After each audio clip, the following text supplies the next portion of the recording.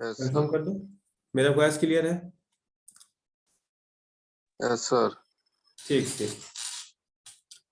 तो सबसे पहला हम इलेक्ट्रिकल इंडस्ट्रियल सिस्टम के पर्पस पे आते हैं, क्या कि हम लोग पढ़ते क्यों हैं। ठीक है, तो सबसे पहला पर्पस होता है हम लोग का,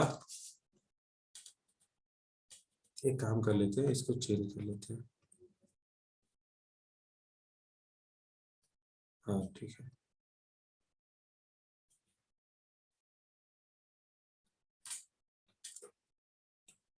हमें इलेक्ट्रिकल वायरिंग के बारे में समझना है। ठीक है, ये सब तुम्हारा सिलेबस में लिखा हुआ है कि तुम लोग को पढ़ना क्या क्या है। तो सबसे पहले हम अंडरस्टैंडिंग करना है इलेक्ट्रिकल वायरिंग का कि आखिर ये होता क्या है। एकदम अच्छे से देखेंगे इसको, धीरे धीरे करके जितना हो सकता है सबको पढ़ने की कोशिश करेंगे। इलेक्ट्रिकल वायरिंग, ठीक है, वो किसके लिए, तो हम लोग को सबके बारे में पढ़ना है। रेसिडेंशियल के बारे में भी पढ़ना है, कॉमर्शियल के बारे में भी पढ़ना है, इंडस्ट्रियल के भी बारे में पढ़ना है, सबके बारे में पढ़ना है।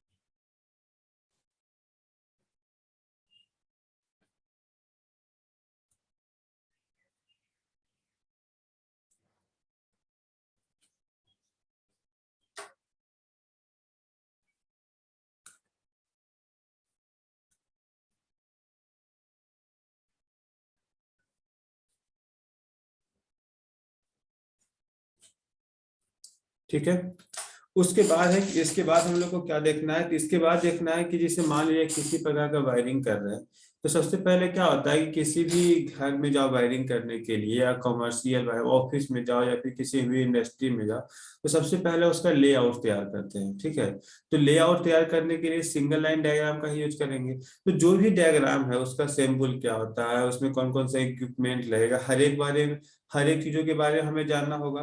तो हम ऐसे बता सकते हैं ना कि दूसरा अगर हम बात करें तो representation of representing the system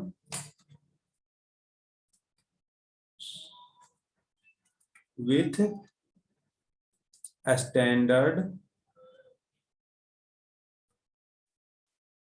sample, कैसे उसका लेआउट तैयार करेंगे, ये सब के बारे में अच्छे जानकारी। सबसे इंपॉर्टेंट जानकारी ना यही होता है, क्योंकि एज ए इंजीनियर हम लोग का क्या काम है, हम लोग तो जाके बनाएंगे नहीं ना, हम लोग इंस्ट्रक्शन देंगे। जो तुम्हारा लेबर मिस्त्री होगा वो उसको जाके बताएंगे कि हम लोग को करना क्या है, उसको एक डिजाइन बना करके दे देंगे, वो डिजाइन पे काम करेगा। तो सबसे ज्यादा इंपॉर्टेंट तो ये हो गया ना कि हम जो डिजाइन बना रहे हैं उसमें डिजाइन कैसे बनता है। इक्विपमेंट, मेरे पास बहुत सारा इक्विपमेंट है, तो किस इक्विपमेंट को किस प्रकार से डिनोट करेंगे, वहां पर तो उसका फोटो चिपकाने नहीं जाएंगे ड्राइंग बनाने पे। तो सबका एक सैम्बल होगा, उस सैम्बल के बारे में हमें अच्छे से मालूम होना चाहिए। ठीक है, तो एज ए इंजीनियर ये बहुत ही ज्यादा इंपॉर्टेंट हो जाता है कि उसका जो ड्राइंग तैयार करें, उसका रिप्रेजेंटेशन हम कैसे कर सकते हैं किसी भी सिस्टम का। और फिर आता है सिंगल लाइन डायग्राम। तो हम लोग फाइनली ना सिंगल लाइन डायग्राम के लिए पूरा इलेक्ट्रिकल इंडस्ट्रियल सिस्टम पढ़ेंगे। तो सिंगल लाइन डायग्राम लास्ट में बनाएंगे, उसके पहले बहुत सारी चीजों को पढ़ना पड़ेगा। उसके बाद फिर आता है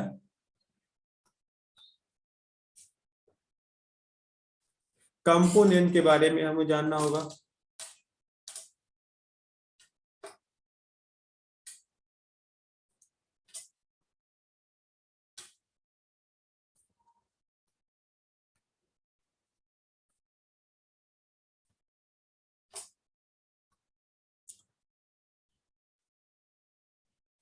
अब वो किसी प्रकार किसी भी पर्पस के लिए कंपोनेंट हो, हम इंडस्ट्रियल लिख देते हैं, इंडस्ट्रियल में तो सब कुछ आ जाएगा। वो तुम्हारा रेसिडेंशियल हो, कमर्शियल हो, इंडस्ट्रियल हो, मतलब कहाँ पे क्या कंपोनेंट यूज होगा और किस किस टाइप का होता है, हर एक चीजों के बारे में जानकारी लेना है।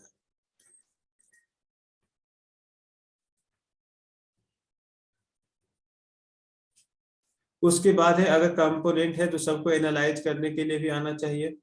ठीक है, किस पर्पस में हम कौन सा कंपोनेंट यूज करेंगे, किस टाइप का वायरिंग यूज करेंगे, हर एक चीजों के बारे में जानकारी होना चाहिए। पता चला हम वायरिंग घर का कर रहे हैं और वो वायरिंग हम इंडस्ट्रियल पर्पस वाला उसमें स्टार्ट कर दिया लगाना, तो घर में कौन सा इक्विपमेंट लगेगा। ठीक है, कमर्शियल पर्पस में कौन सा इक्विपमेंट लगेगा, इंडस्ट्री में कौन सा इक्विपमेंट नेसेसरी है, वो सबको अच्छे से जानेंगे।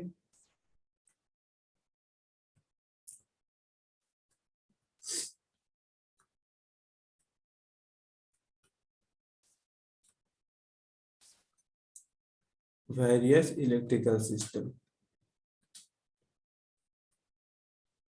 Component.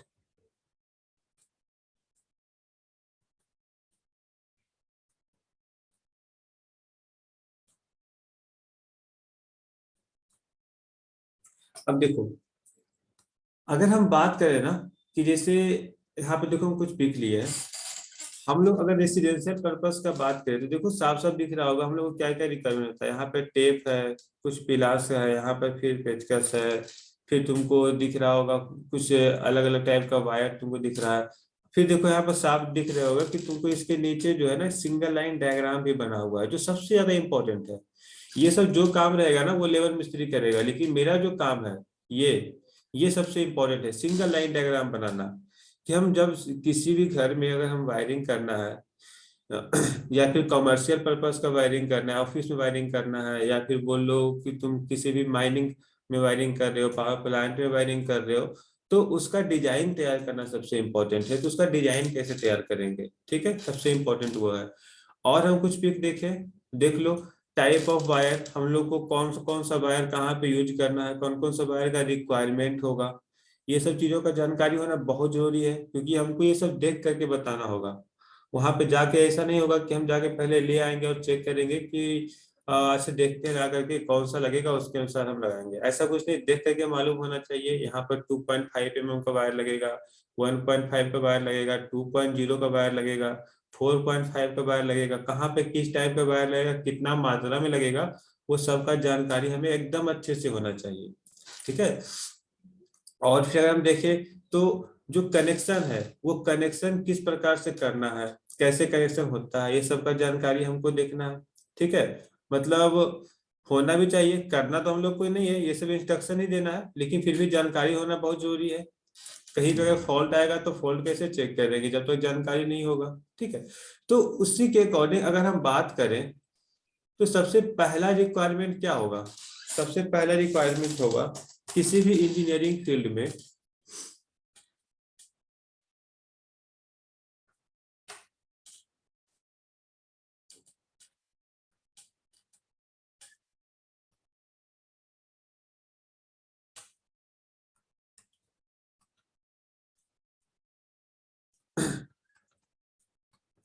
The most important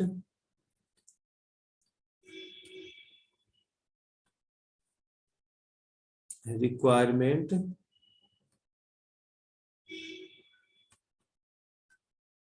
is make pre assessment. Pre assessment का मतलब, अब ध्यान दो कि जब हम एक मतलब ऐसा जब हम इंजीनियरिंग मैं अभी बोल रहे हैं कि हम लोग का जो काम रहेगा तो हम लोग का सबसे पहला रिक्वायरमेंट क्या है कि जहां भी कहीं भी हम काम करने जाएंगे तो हम अनुमान लगा सके, ठीक है, कि आखिर यहाँ पे क्या हो सकता है। जैसे अगर हम हमें बोल दिया गया कि ठीक है आप जाइए सहरसा कॉलेज ऑफ इंजीनियरिंग में, टोटल वायरिंग का एक मतलब ओवरव्यू लेकर के आइए, उसमें क्या क्या लगेगा, कितना कंपोनेंट लगेगा, कितना खर्च होगा और कितना समय में हो जाएगा, हर एक चीजों का जानकारी लेकर के आइए। तो वहां जाके हम वायरिंग करके तो नहीं देखेंगे ना, देख करके इतना अंदाजा लगा सके कि उसमें कितना इक्विपमेंट लग सकता है, कितना खर्च आ सकता है, कितना टाइम लग सकता है, कितना लेबर लग सकता है। उसके बाद फिर हो गया किस टाइप का वायरिंग इसमें होगा, हर एक चीजों का जानकारी ना, मतलब यही लिखा हो प्री असेसमेंट, मतलब बनाने के पहले ही हमको अंदाजा लग जाना चाहिए उसका, ठीक है, of the cost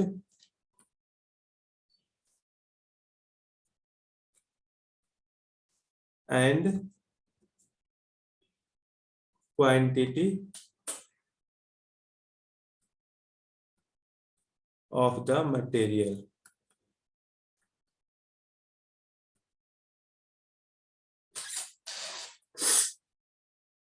to be used, ठीक है।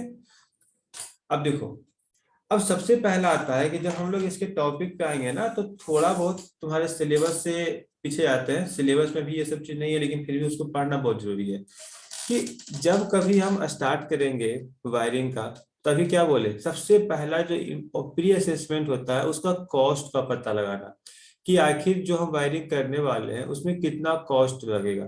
जैसे मान लिया जाए मेरा इंजीनियरिंग खत्म हो गया, ठीक है, हम किसी भी, मान लीजिए जैसे सहरसा कॉलेज इंजीनियरिंग कोई, हमें टेंडर मिलने वाला है, तो टेंडर जो भी देगा वो तो पूछेगा ना, ठीक है बताइए अगर आपको मान लीजिए टेंडर दे दिया जाएगा तब कितना खर्च लगेगा इसमें, आप तो देख कर क्या ही गए होंगे। तो देख करके हम बता सकते हैं ना कि इसमें कितना क्वांटिटी, किस प्रकार का इक्विपमेंट लगेगा, कितना इक्विपमेंट लगेगा, लेबर का खर्च कितना आएगा, सबको मिला करके ओवरऑल कॉस्ट कितना पड़ेगा, वो कॉस्ट हमें वहां बताना होता है। और इतना जान लो, जो कॉस्ट बताएंगे ना वही कॉस्ट वो हमें दे देगा, और उसी पे हमको टोटल काम करना है। ठीक है, जितना है उसमें टोटल वायरिंग को खत्म ही कर देना है। अब उसमें तुमको बेनिफिट हो या लॉस हो, अब ये तुम पे डिपेंड करता है कि तुम किस तरीके से अनुमान लगाए। तो बहुत जरूरी है, कैसे अनुमान लगा सकते हैं। तो सबसे पहला आता है ना कि इंडस्ट्रियल इलेक्ट्रिकल सिस्टम पढ़ने से पहले ये जानना जरूरी है कि इसका एस्टिमेटिंग कैसे करना है, किस किस चीजों का ध्यान करना है, ध्यान रखना है। ठीक है, मतलब आकलन करने के लिए हम लोग क्या क्या चीजों का ध्यान रखेंगे। सबसे पहले हम लोग आते हैं एस्टिमेटिंग पे, और फिर हम लोग आएंगे अपने सिलेबस पे।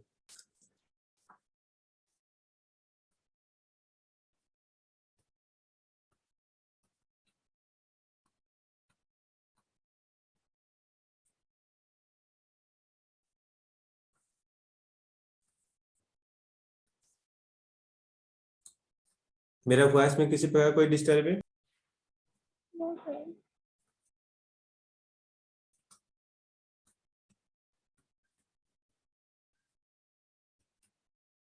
देखो, एस्टिमेट मतलब ही होता है कि मतलब आकलन करना। ठीक है, किसी भी चीजों का आकलन करना। तो हम पढ़ रहे हैं वायरिंग के बारे में, तो वायरिंग का ही आकलन करेंगे। ठीक है, तो यहाँ पे करा estimate means determine the quantities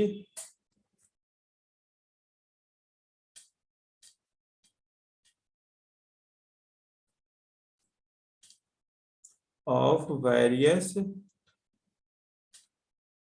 items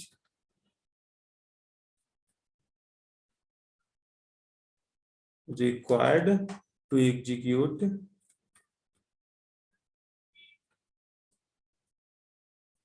a job and assess the cost of the execution। देख लो, जो हम बोले वही चीज लिखा हुआ है, इसमें कुछ एक्स्ट्रा नहीं लिखा हुआ है। एस्टिमेट में determine the quantity of various item required to execute a job. किसी भी पर जॉब मतलब क्या हो गया कि जो, मान लीजिए जो हमें टेंडर मिला, तो उस चीज के लिए हमें क्या क्या रिक्वायरमेंट होगा, वेरियस आइटम, कितने प्रकार का आइटम का रिक्वायर्ड होगा। उसके बाद उसमें उस जॉब को खत्म करने के लिए, मतलब उसको टोटल प्रोसेस करने के लिए उसमें कितना कॉस्ट आएगा, ये सब चीजों का हमें ध्यान रखना है।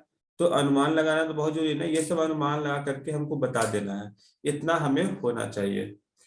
तो सबसे पहला आता है, ठीक है, एस्टिमेटिंग अगर हम बात करेंगे, तो अगर हम बात करें वेरियस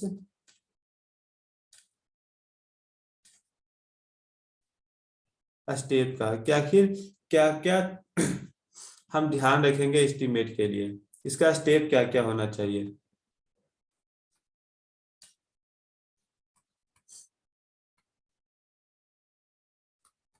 अब यहाँ पर ध्यान से सुनो।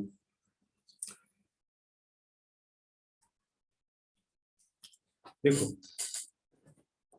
अगर हम सबसे पहला अगर हम बात करें कि किसी भी चीजों का अगर हम अनुमान लगाना है, तो अनुमान लगाने के लिए हमें आइडिया होना चाहिए कि अगर मान लीजिए मेरे सामने किसी भी बिल्डिंग का वायरिंग करने के लिए दे दिया जाए, तो हम उसे देख करके उसका लेंथ, उसका विड्थ, उसका हाइट, उसके बाद फिर बोल सकते हैं कि वो घर कैसा बना हुआ।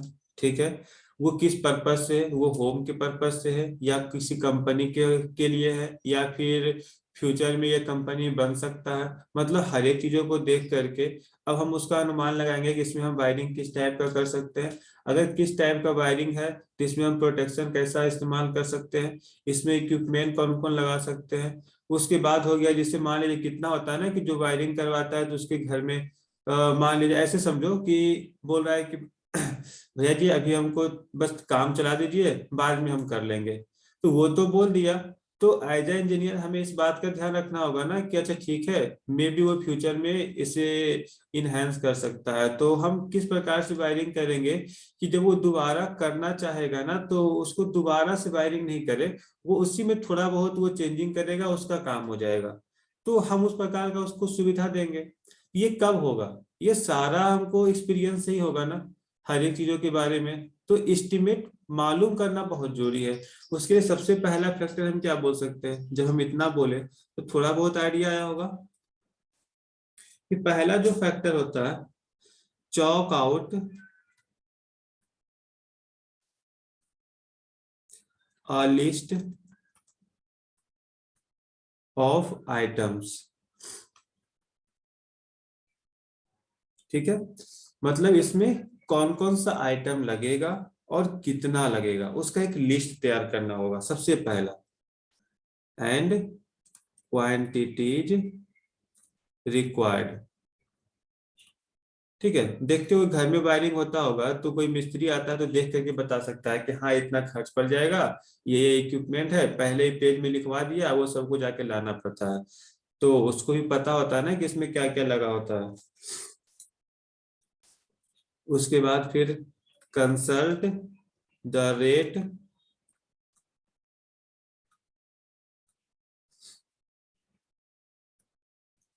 Catalogues for pricing the various item. अब हमें ये भी मालूम होना चाहिए कि जो इक्विपमेंट के बारे में हम बता रहे हैं वो मार्केट में उपलब्ध है भी या नहीं। पता चला हम विलेज में काम कर मतलब विलेज में वायरिंग कर रहे हैं और हम जो इक्विपमेंट मंगा रहे हैं वो दिल्ली में मिलेगा।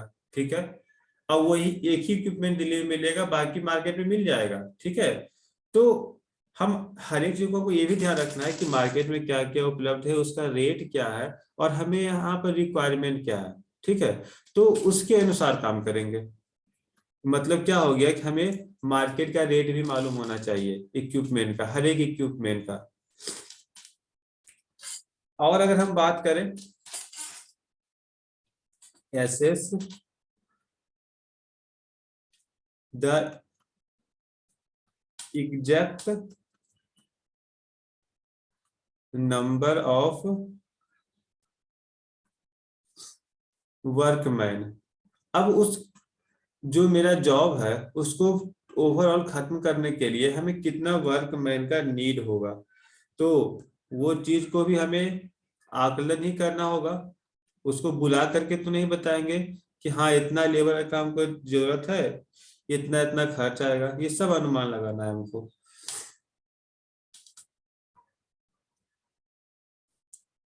Completed the job and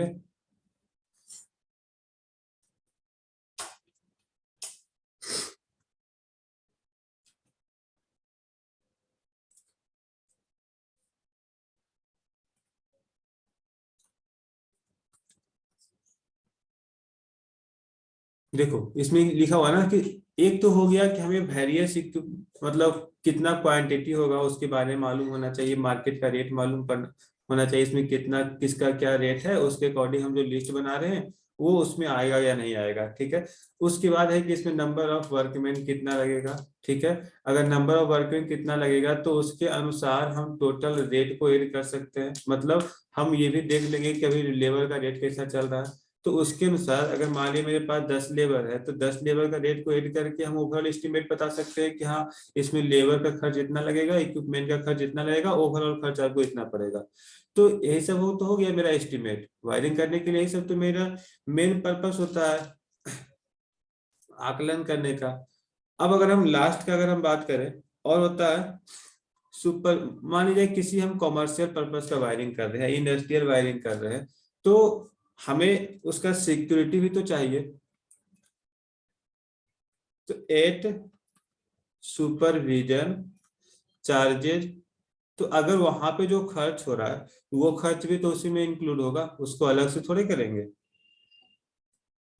and executors profit, उसके बाद हमें ये भी देखना है कि थोड़ा बहुत बचत भी हो जाए। इतना काम कर रहे हैं तो बेनिफिट नहीं होगा तो फिर क्यों करेंगे।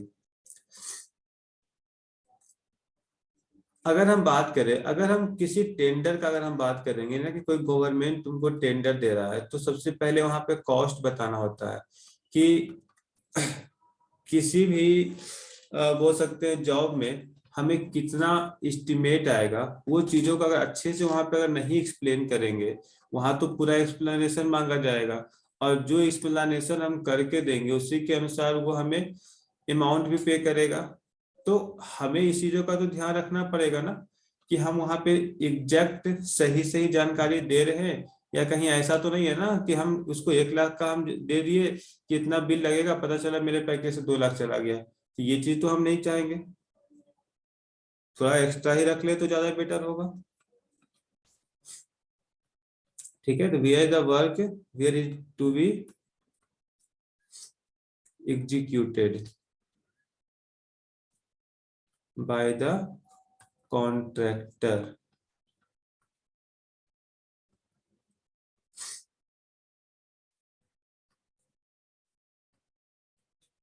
The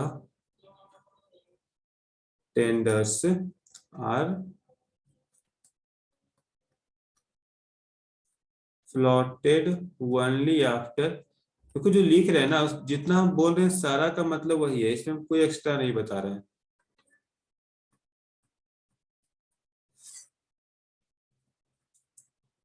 Specifying the description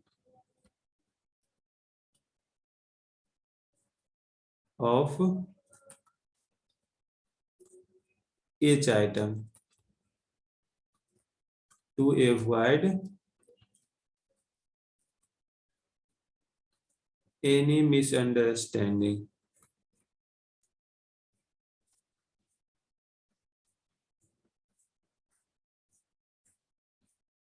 While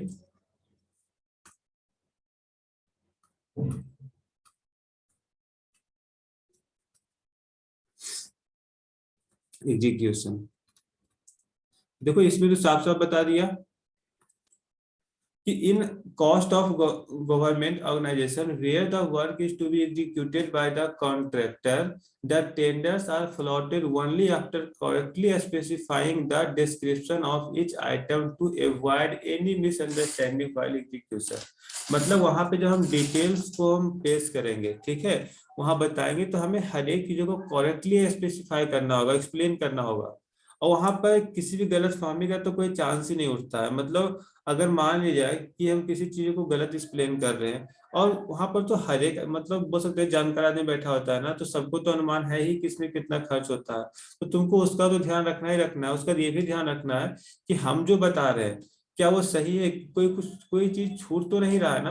तो हर एक चीजों का करेक्टली डिस्क्रिप्शन उसमें ऐड होना चाहिए, उसके अनुसार हम उसमें उसमें कॉस्ट को तय करेंगे कि कितना कॉस्ट आएगा, और वहां पे अपना उसके अनुसार टेंडर पास होगा। ठीक है, तो पता चल गया होगा क्या क्या रिक्वायरमेंट हम लोग को चाहिए। अब होता है पर्पस, क्या होता है इसका। अभी तक तो हम लोग देखे कि इंडस्ट्रियल इलेक्ट्रिकल सिस्टम का पर्पस देखे कि हम लोग इसमें क्या क्या सीखेंगे।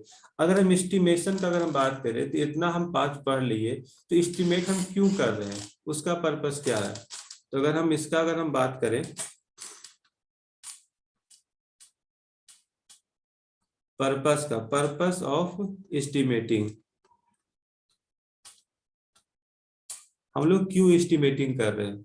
तो क्यों का भी आंसर हम लोग को मिल गया है, बस एक नोट्स के रूप में ये लिख लेते हैं।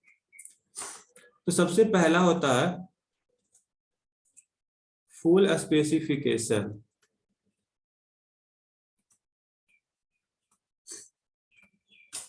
Of the building.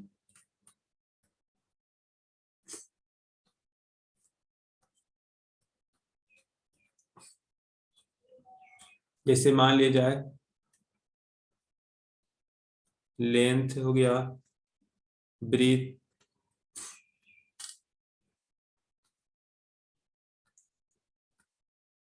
फिर हाइट, ये सब का जानकारी होगा तभी एस्टिमेट लगा पाएंगे। ठीक है,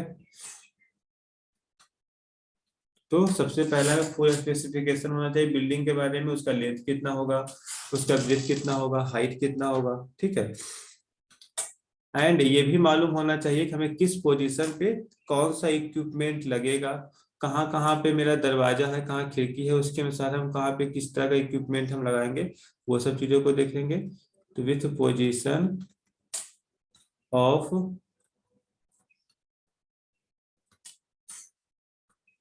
various doors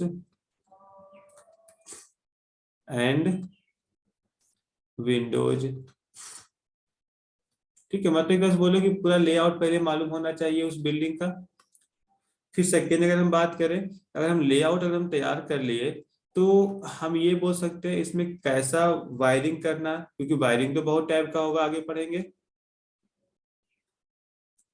type of wiring to be used, कौन सा वायरिंग इसमें यूज करेंगे। अगर हम नेक्स्ट बात करें तो इसमें मटेरियल मेरा कैसा जाएगा। होता है ना, सबका डिमांड होता है, किसी का होता है कि नहीं आपको 10,000 में ही पूरा काम खत्म कर देना है, तो उसी के अनुसार मटेरियल यूज करेंगे। किसी को होता है कि ठीक है आपको जितना लगे उतना लगाइए, लेकिन हमें अगर एकदम क्वालिटी वाला मटेरियल चाहिए तो उसके अनुसार हम मटेरियल लगाएंगे। तो इसका भी जरूरत पड़ेगा, क्वालिटी उसका कैसा इसमें रिक्वायर्ड होगा। ठीक है, रिक्वायर्ड फॉर वायरिंग एक तो हो गया कि हम तो चाहेंगे कि मतलब सही क्वालिटी का ही हो, और उसके बाद नीड के अनुसार भी किसको क्या चाहिए। ठीक है, तो ये मीटिंग तुम्हारा एंड हो रहा है, तो जल्द से जल्द नेक्स्ट मीटिंग को ज्वाइन कर लेना ताकि फिर से कंटिन्यू कर सके। तो अभी इसको हम एंड कर रहे हैं और फिर से स्टार्ट करते हैं।